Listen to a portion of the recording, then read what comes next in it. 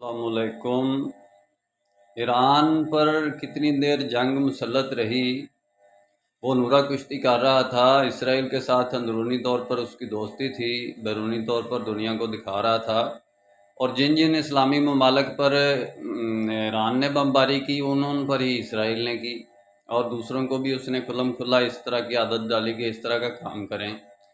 तो अब देखें, ये कतर ही नहीं, कतर के अलावा कोई और मुल्क भी होता है इस्लामी, तो पूरी इस्लामिक वर्ल्ड ने इकट्ठे हो जाना था। और अल्हम्दुलिल्लाह ईरान के मामले में सारी इस्लामिक वर्ल्ड इस बात पर इकट्ठी थी कि इस मुनाफिक मुल्क की मदद नहीं करनी। और इसने इस्लामिक वर्ल्ड का 25 लाख मर्डर करवाया है धोखे से।